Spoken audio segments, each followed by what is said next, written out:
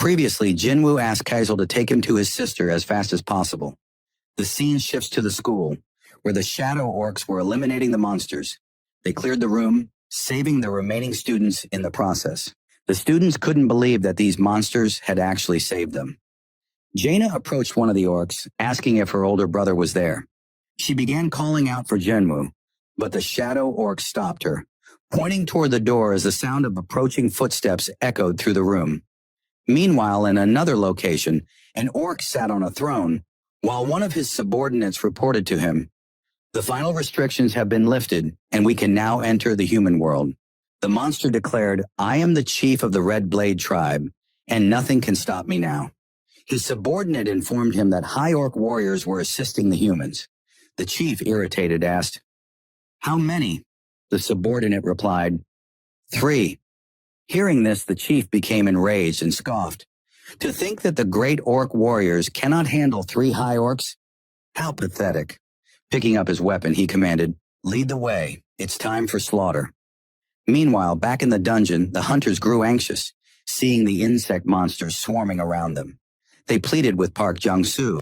They feared that if the monsters considered them enemies, they wouldn't stand a chance.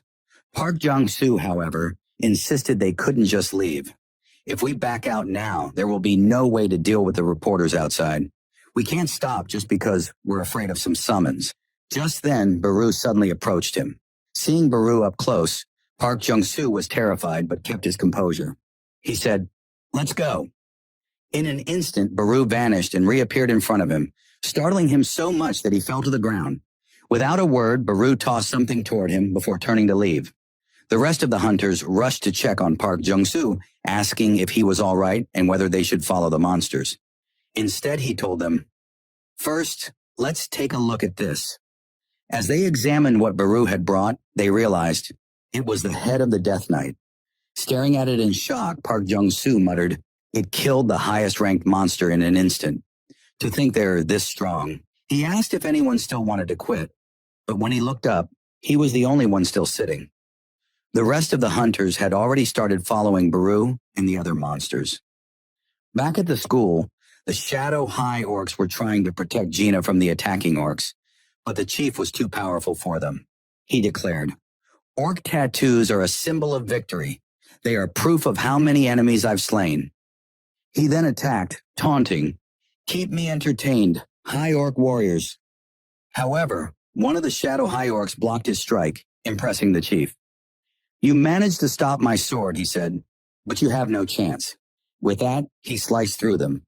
Yet the soldiers began regenerating instantly. The chief was stunned. Is this some kind of spell? No matter how much he cut them, they kept coming back. Suddenly, he started hearing voices in his head, urging him to kill humans. "It's getting worse. I need to end this quickly." Realizing the soldiers were likely controlled by someone, he thought, "If they move because of magic, I just need to take care of their controller." His eyes then locked onto Jaina, hiding behind the high orcs. He ordered his minions to seize her, instructing them to keep attacking while the high orcs were momentarily powerless during regeneration. Slowly, they overwhelmed all 3 shadow soldiers. Panic spread among the students as the chief grabbed Gina by the mouth, lifting her into the air. "As I suspected, it's you. I can sense the magic power." Gina trembled in fear. But just as the chief prepared to finish her, something outside the window caught his attention.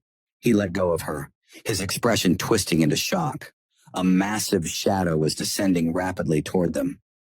Feeling its power, the chief was overwhelmed. Something is coming, something terrifying. He warned his minions to brace for impact, just as Jin-Woo crashed into the building, sending the chief flying. Jin-Woo gently patted Gina's head. "You're safe now." Meanwhile, the chief struggled to his feet, staring at Jin-Woo and Kaisel in fear. "I am Garrick Daru, chieftain of the Red Blade." But Jin-Woo cut him off. "Shut up and wait." Instead, he turned to Gina, who was still trembling and crying. Hugging her tightly, he whispered, "I'm sorry for being late." Checking on the others, he turned to Han Sung-yi. "Are you okay?" She shook her head. Noticing the red mark on Gina's face, Jin-Woo's eyes burned with fury. Without hesitation, he summoned Igris. "Protect Gina." Then, glaring at the remaining orcs, he commanded his shadow soldiers, "Take the students and head downstairs." As one orc attempted to flee, Jin-Woo growled, "I said don't move." Once the students had evacuated, the orc leader confronted him. "So those immortal high orcs were your soldiers. Who are you, and how do you speak our language?" Jin-Woo, however, was in no mood for conversation. Seeing his rage, the orc warned his minions, "He won't answer. Attack!" The orcs charged. The first swung his axe, but Jin-Woo caught his hand mid-swing, crushing his fingers before slamming him to the ground. Then, without hesitation, he stomped on the orc's head, ending him instantly. Seeing this, two more orcs lunged. Using Dominator's touch, Jin-Woo stopped them in midair and clenched his fist, turning them both into mush. Now furious, the remaining orcs swarmed him, but Jin-Woo tore through them mercilessly, pushing forward until only one orc remained. The last orc, trembling in fear, found itself pinned to the wall by Dominator's touch. Jin-Woo grabbed it by the mouth. "Why?" he demanded. "Why do your kind want to kill humans so badly?" The orc, terrified, confessed, "The voices in our heads tell us to kill." Jin-Woo narrowed his eyes. "And what about now? Can you hear those voices when you're near me?" The orc stammered, begging for forgiveness. Jin-Woo tightened his grip. "Answer me. Do you hear them now?" When the creature failed to respond, Jin-Woo summoned his dagger. "As I thought, I'm not even human in your eyes, am I? But it doesn't matter. I'll forgive you." His eyes gleamed darkly as he raised his blade. "Just don't expect the process to be painless." Back in the dungeon, young Cha Hyen was pulling on something, saying, "Don't you know how expensive that is?" She was trying to stop one of the shadow ants from eating a monster. She told it that vampires were very valuable and not to eat them, but the ant scratched her shoulder and continued devouring the monster. Seeing this, Baru approached her and started healing her injuries. She thanked him while thinking, "How can a summoned creature cast better healing magic than me?" As they entered the boss room, they saw a monster hovering in the air, surrounded by several minions. The hunters recognized them as the Arch-Lich and 10 Death Knights. Park Jong-soo recalled the incident in China, where a famous guild called Gold Dragon was annihilated by an Arch-Lich, which led to a dungeon break. He thought it was impossible for any normal A-rank hunter to defeat such a monster. As he was deep in thought, one of the hunters alerted the group that more undead were approaching from the rear. Park Jong-soo quickly ordered Cha Hyen to block the entrance with her magic. She created a barrier at the entrance, preventing the undead from entering. "I can hold this for only 5 minutes," she informed them. As Park Jong-soo considered their next move, he noticed Baru advancing toward the Arch-Lich. The boss immediately recognized him as a shadow soldier of the Monarch and demanded to know why the Monarch's personal army was attacking them. Baru chuckled and said, "We were chosen by the Monarch, and you weren't." The Arch-Lich refused to believe it.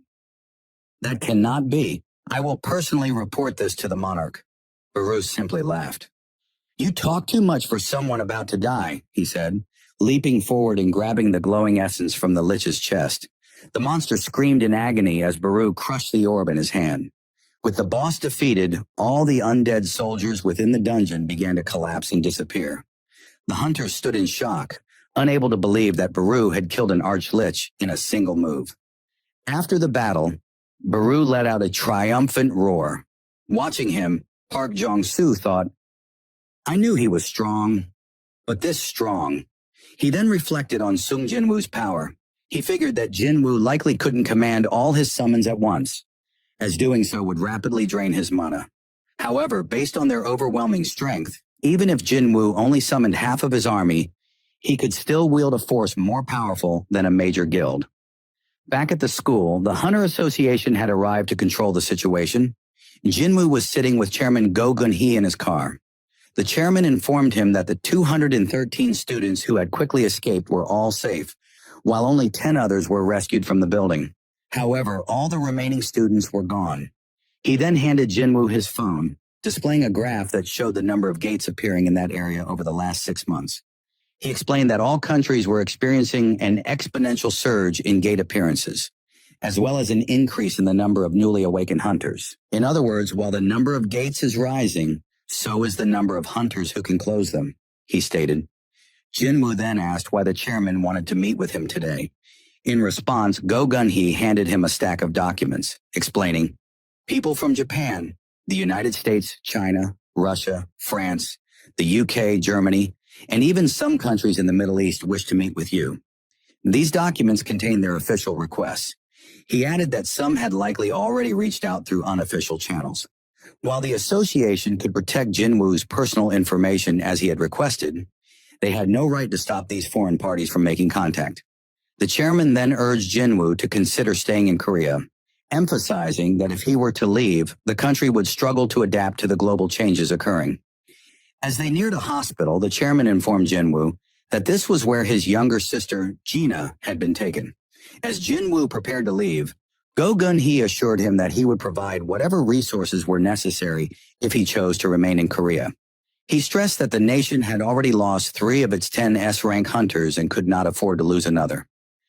Hearing this, Jin-Woo replied, "In that case, I'd like to enter high-rank gates alone from now on. Can you make that happen?" The chairman, surprised, asked if that was the reason Jin-Woo had created his own guild. He thought to himself, a one-man assault squad, and acknowledged that while it would be difficult, it was not impossible. Fast forward, we see Yoo Jin-ho on a call with someone, inviting them to join their guild. The person on the other end was his cousin, Yoo Suk-young. Jin-ho tried to convince her to join their guild rather than becoming an ambassador for his father's guild. She questioned his reasoning.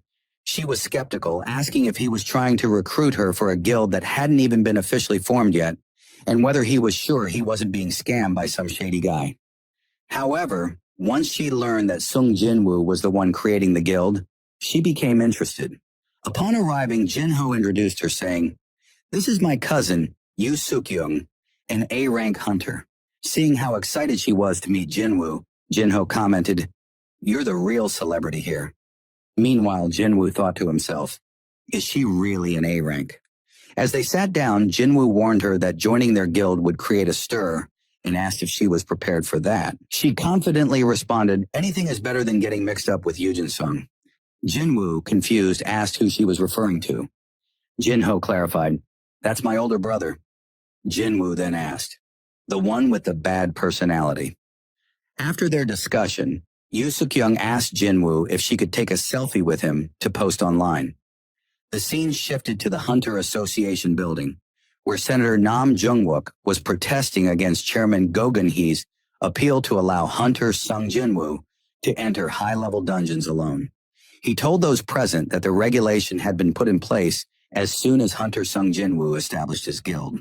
"If this isn't preferential treatment, then I don't know what is," he added, stating that the Hunter Association exists for the good of all hunters, not just Hunter Jin-Woo, and demanded an explanation from the chairman. Chairman Go Gun-hee admitted, "You're right. This is preferential treatment." He then explained the reasoning behind this decision. He posed a question. If you had to choose between deploying 20 A-rank hunters or an assault squad consisting of just Hunter Jin-Woo in a dungeon break zone, which would you choose? He reminded them that guilds worldwide were desperate to recruit Jin-Woo and questioned whether they truly believed he would remain in Korea if they refused to compromise with him. "Are you planning to make the same mistake again, like when Hunter Hwang Dong-soo left for America?" He then emphasized, "If you think this type of preferential treatment is unreasonable, I urge you to consider who will save your life when another S-rank gate appears here in Korea." Meanwhile, Hunter Cha Hai-in was looking at her phone, staring at a picture of Jin-Woo with Yoo Soo-yeon. Seeing this, she began to tremble before letting out a frustrated scream. Fast forward, and we see Jin-Woo with Yoo Jin-ho, preparing for their guild's first raid. Upon seeing the gate, Jin-ho remarked, "I've never seen anything like this. This gate is massive." They were soon surrounded by reporters bombarding them with questions, including inquiries about Jin-Woo's relationship with his guild member, Yoo Soo-hyun. Jin-Woo turned to Chief Woo Jin-chul. "I thought the association was keeping my personal information private. What happened?" Chief Woo explained, "We can protect your personal details, but we can't prevent the public from discovering the location of the gates." He advised Jin-Woo to be mindful of what gets posted on social media. Jin-Woo then recalled the picture with Yoo Soo-yeon on Instagram. As they prepared to enter, Jin-Ho suggested hiring a mining and collection team, as he didn't think he could handle everything himself. However, Jin-Woo reassured him, "Don't worry about that. My shadows will take care of everything." Woo Jin-chul observed the mana readings of the shadow soldiers and was astonished. All of them were B rank or higher. He commented, "A squad like this is more than qualified for a raid permit into an A-rank gate." It became clear that Jin-Woo was making a mockery of those arguing over whether this was preferential treatment. Woo Jin-chul then announced, "I've been ordered by the chairman to observe your raid. He wants to confirm whether this is truly a safe idea. Would it be all right if I accompany you as a representative of the inspection team, just for today?" Jin-Woo smirked and asked, "Are you sure you'll be okay in there with us?" Woo Jin-chul was puzzled by the question. Fast forward a few minutes, and we see Woo Jin-chul sweating profusely as he witnesses Jin-Woo's shadow soldiers effortlessly tearing through A-rank monsters. This is an A-rank monster. A Naga, he thought.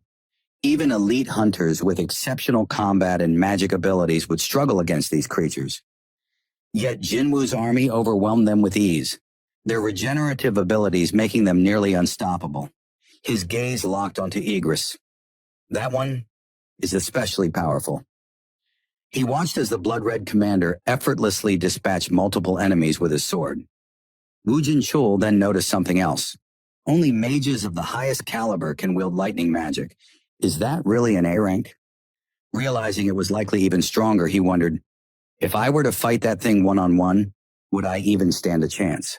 As the battle continued, Woo Jin-chul spotted an ant-like shadow munching on a dead monster. Jin-Woo swiftly kicked the ant, sending it flying into the ceiling. "I told you not to eat those. Do you have any idea how valuable these corpses are?" He then turned to his lower-ranked soldiers and ordered, "Get back to mining those mana crystals." Seeing him work, Woo thought, he's capable of clearing an A-rank dungeon, retrieving corpses, and mining mana crystals all by himself. This isn't just a one-man assault squad. After all the minions were dead, the boss finally appeared. Seeing the creature, Jin-Woo ordered his soldiers, "Those of you who are still working can stay. The rest of you return." Woo asked him, "Why did you have the other soldiers leave? Your summons would have been strong enough to take down the boss themselves." Summoning his daggers, Jin-Woo replied, "Relying too much on my shadows makes me lose my touch." He then started running up the monster's body with incredible speed. Before the monster had any chance to defend itself, Jin-Woo sliced its face in two with just one swing of his weapon and leaped into the air. Seeing this, Woo was left speechless. In all his years as a hunter, he had never seen anything like it. After the boss was defeated, Jin-Woo saw that he had gained a level and that his abilities had been upgraded, including Shadow Exchange. Its cooldown had decreased by 1 hour. Seeing this, Jin-Woo thought, the cooldown goes down by an hour for every level I gain. If I keep leveling up this skill, I'll be able to go wherever I want without worrying about my mom and sister's safety. Meanwhile, Woo was staring at the boss's corpse, thinking, Naga's scales are tough enough to be used as shields or armor, but he sliced through them with just 2 daggers. Jin-Woo then used shadow extraction on the defeated boss, and a shadow began to emerge from the corpse. A notification appeared. You have successfully enhanced the shadow's power. The shadow will start at level 13. Observing the newly formed soldier, Jin-Woo thought, it's the same rank as Tusk, but starting at level 13, which means it's as strong as it was when it was alive. But it's much smaller now. Shadows usually stay the same size or grow when I extract them. Even so, it's emitting an enormous amount of mana. I think it's about as strong as Tusk. Another notification prompted him to name his new soldier. He decided to name it Jima. As he finished, the cave began to shake. Seeing this, Jin-Ho told Jin-Woo, we should get going. Looking at the boss's corpse, Jin-Woo thought, what do I do about this? After a while, Tusk emerged from the gate carrying the boss's dead body on his shoulder. Reporters immediately recognized him as one of Jin-Woo's summons and began taking pictures. As the rest of the squad exited the dungeon, Woo appeared completely overwhelmed by everything he had witnessed inside. Later, we see Woo sitting in the chairman's office, reporting everything he had seen in the dungeon. Listening to him, the chairman commented, You've seen many different raids over the years, but hearing your report, I understand why even a veteran like you is overwhelmed. Woo responded, what I witnessed wasn't a raid. It was a massacre. After Hunter Woo left, the chairman pondered everything he had just heard, thinking, hunters from Korea. No, all over the world are about to see the tides turn. The story shifts to Japan, where an unnatural phenomenon is occurring. People are staring at the sky in confusion, unsure of what's happening as they witness a gigantic red gate ominously looming above. Elsewhere, people are discussing the sudden appearance of the red gate and the alarming rise in high-level gates throughout the country. They mention that, due to the current crisis in Japan, all major guilds have been summoned for an emergency meeting to determine their next move. After losing 7 of their S-rank hunters, including Goto Ryuji, during the Jeju Island raid, they no longer have the manpower to respond effectively. As the conversation continues, the remaining S-rank members of the Draw Sword Guild are seen walking toward the conference room. Observing them, some individuals comment on how President Matsumoto of the Japanese Hunters Association is reaching his limit after the loss of Goto Ryuji. They note that since the association once held a monopoly on S-rank hunters, it's satisfying to see them struggle. They speculate that, with the few powerful hunters they have left, the guild might soon lose its position as the top guild in Japan. Sugimoto overhears their remarks, stops, and glares at them with a death stare, causing the men to back off in fear. After they leave, Minoru remarks to Sugimoto that those people weren't nearly as bold before, but now that Mr. Goto is gone, they're starting to act up again. Kane adds that there's a rumor circulating. The Black Tiger Guild and the Snow Cloud Guild are planning to merge, and the combined number of S-rank hunters in those 2 guilds would be 4, the same as theirs. Unfazed, Sugimoto replies that there's no need to worry. Despite having S-rank hunters, those guilds are still weak and lacking in real strength. Inside a government meeting room, a man angrily yells at the officials, demanding answers as to why the Hunters Association hasn't responded to the S-rank gate that appeared in the middle of Tokyo. He asks if they still haven't come up with a plan and expresses fear about the consequences of a dungeon break. Matsumoto Shigeo, chairman of the Japanese Hunters Association, explains that their current S-rank hunters aren't capable of handling an S-rank gate, not unless they enlist the help of national-level hunters. Another official counters, saying that asking such obvious questions is pointless. Everyone saw the terrifying power of the monsters from an S-rank gate during the Jeju Island raid, where they lost most of their top-ranked hunters, including one who was said to be on the verge of becoming a national-level hunter. He warns that attempting to clear another S-rank dungeon without national-level support could lead to similar losses. Someone suggests contacting Thomas Andre, the American national-level hunter, but it's revealed that Japan lacks the funding to hire someone of his caliber. Furthermore, due to the global increase in gates, every country is recruiting mercenary hunters for their own needs, leaving Japan with no external options. As the room grows tense, Sugimoto speaks up and mentions someone who might be willing to help for the right price. A mysterious figure known as the barrier expert, Yuri Orlov. The scene shifts to Jin-Woo sitting in his car. Inside, he thinks to himself, I can't believe I'm level 101 now. At level 100, he received the key to the Kartanon Temple, and at level 101, all of his job-specific skills leveled up. I can't wait to see what happens at level 102, he thinks, as he gets out of the car. He notices someone in the parking lot. It's Hunter Cha Hei-in. Upon seeing Jin-Woo, she quickly turns and starts walking away. In a blink, Jin-Woo appears right next to her and asks, why did you start running when you saw me? If you were going to run, why come to my office in the first place? Flustered, Hunter Cha stumbles over her words and points toward a spot in the lot, saying her car is still parked there. Jin-Woo realizes she wasn't able to take it last time because they used Shadow Exchange to teleport to the gymnasium. Hunter Cha then asks if he has time to talk. Jin-Woo asks what she wants to discuss. In her mind, she recalls the photo she saw of him with Lee Joo-hee and wonders why he chose Joo-hee over her, even though she herself is an S-rank hunter. She wants to know if they're dating, but instead of voicing her feelings, she suppresses them and says, Hunter Min Byung-gu asked me to give you a message. It's about his power. That catches Jin-Woo's attention, as he's been looking for answers about that as well. He stops and says, "Let's continue this conversation somewhere private." They arrive at the office and Cha asks why it's so empty. Jin-Woo tells her that the Vice Guild Master, Yu Jin-ho, stayed behind at the dungeon site. Hearing this, Cha blushes, realizing she's alone with Jin-Woo. Jin-Woo asks how Min Byung-gu was able to leave a message with her.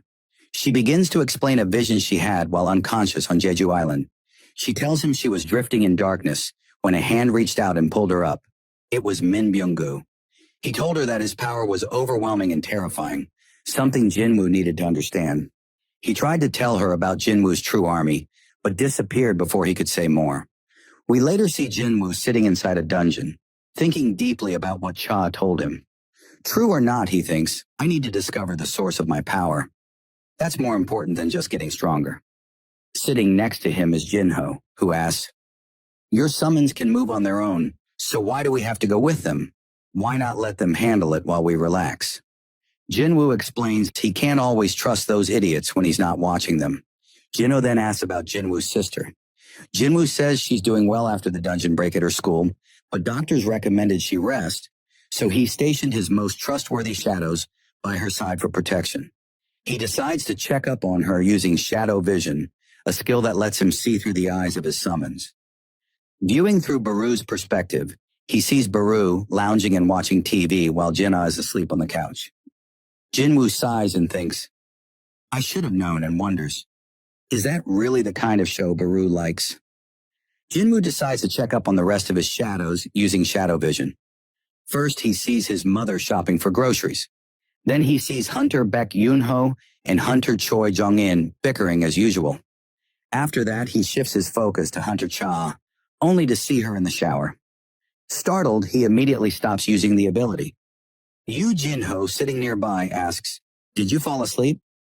But Jin-Woo is deep in thought, slightly embarrassed.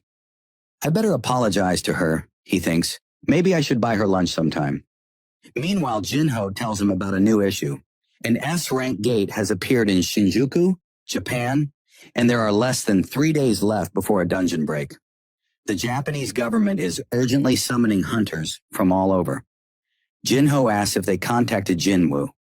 Jin-Woo replies that they did, but there's something more pressing he's considering right now. As they talk, the dungeon they're in begins to rumble, prompting them to prepare to leave. Scenes shift to Japan as we see Yuri Orlov, a national-level hunter from Russia, introducing himself to Sugimoto, a Japanese official. He boasts, I am the greatest support-type hunter in the world. He continues mockingly, I read the report from the Short Sword Guild. It was a good decision to evacuate the civilians. But is it true that Japan could only spare 6 S-rank hunters for this operation? Sugimoto confirms. Due to the appearance of multiple A-rank gates across the country, each guild was forced to leave at least 1 S-rank hunter behind to protect their own territories. Even their guild is leaving one behind, while 3 others join the Shinjuku mission. Hearing this, Orlov scoffs. Pathetic. How can you protect your country like this? He then adds, I'll hold back the gate for you, as long as you want. My fee, $3.6 billion a year, $10 million a day. Shocked, Sugimoto asks, You're seriously charging that much? Yuri smirks and replies, Compared to Thomas Andre, who's asking for $36 trillion, I'm a bargain. Minoru, one of the Japanese hunters, turns to Kanzaki and asks what the drunk is saying. Kanzaki, who knows Russian, answers, I'm not entirely sure, but I can tell it's nothing good. Yuri then says bluntly, Are you trying to save your country or save your money? He insults the other Japanese hunters standing nearby, prompting Minoru to step forward asking, Did he just insult us? Kanzaki replies, I didn't understand the words, but the meaning was clear enough. Suddenly, they find themselves trapped inside a magical barrier, unable to move. Yuri calmly says, You won't be able to take a single step without my permission. Minoru struggles and wonders how an S-rank hunter like him could be restrained so easily. With a smug grin, Yuri turns back to Sugimoto, saying, I'll stop your S-rank gate. I'll even let them go, free of charge. How about that? Sugimoto, left with no better option, reluctantly agrees. I've confirmed your abilities, but I need to make a call first. Back in Korea, we see Jin-Woo getting ready to enter the double dungeon. As he prepares, his mother gently asks, "Your mother doesn't have to worry about anything." "Right." Jin-Woo smiles and reassures her, "Don't worry, I just have an appointment." Once the timer on the key runs out, its destination is revealed. The gate's location, Gina's school. Jin-Woo quickly heads there. Upon arrival, he spots several Hunter Association agents standing guard outside the gate. He walks up to them and asks, "How long has this gate been here?" One of the agents replies, 3 days. It's just a C-rank gate. A Hunter assault squad entered it about 2 hours ago. Jin-Woo immediately tells them, "You need to call them back. They're in danger. If they stay inside, they'll die." Without wasting time, he begins to enter the gate. "I'll return with the assault squad." Meanwhile, the assault squad has already made their way through the dungeon. They come to a halt in front of the boss room, but the door is locked. They try everything, including magic, but nothing works. As they're discussing what to do next, a voice calls out from behind them. It's a trap. Startled, the squad turns around to find Jin-Woo standing there. Suspicious, they ask, "Who are you? What are you doing in this dungeon?" Jin-Woo calmly answers, "I'm a survivor of a double dungeon." One of the hunters suddenly recognizes him. "Wait, are you the new S-rank hunter of Korea?" Jin-Woo nods and tells them, "This place is extremely dangerous. You all need to leave. I'll handle things from here." He approaches the door and sees a system notification. The gate to the Cardnon Temple is currently locked. Please insert the key. Jin-Woo takes out the temple key, thinking to himself, "This is different from the last time." As the door opens, the other hunters stare in disbelief. "How did he open it? It wouldn't even budge for us." One of them steps forward and says, "This dungeon was purchased by the Dragon Guild. It's their property. You have no right to order us around." The others echo similar thoughts. Jin-Woo replies firmly, "I won't stop you. Anyone who wishes to enter the gate, please feel free to enter." One of the hunters steps forward and enters the room. Instantly, Jin-Woo receives a system alert. An individual without the temple key has entered. Access denied. Suddenly, a stone statue comes to life and swings its massive sword toward the intruder. Just in time, Jin-Woo grabs the hunter from behind and pulls him out of the room, saving his life. He looks at them all and says, "Every monster in this dungeon is like that. Are you still willing to enter?" Turning back toward the gate, Jin-Woo instructs the squad, "Contact the Hunter Association immediately. Tell them a double dungeon has appeared." With that, he enters the boss room alone. The door slams shut behind him, sealing him in. As he steps inside, the room begins to light up. Dozens of stone statues stand silently around him, casting long shadows. Among them, a winged statue holds a stone slab with inscriptions. At the center of the room, an entity sits motionless, surrounded by the statues. Jin-Woo steps forward and speaks to himself. "This is where it all began. I've returned, but it feels different now. I can feel it in my bones." Looking at the statues, he says, "These aren't monsters, nor are they living beings. They're just puppets. Puppets controlled by something or someone. There's only one source of magic in the room." He walks toward it and asks, "Won't you say anything? Why won't you answer me?" Suddenly, the winged statue comes to life and says, "At last, you have arrived." The episode ends here. Thank you so much for watching. I really appreciate it. And if you're not subscribed, please subscribe and see you next time.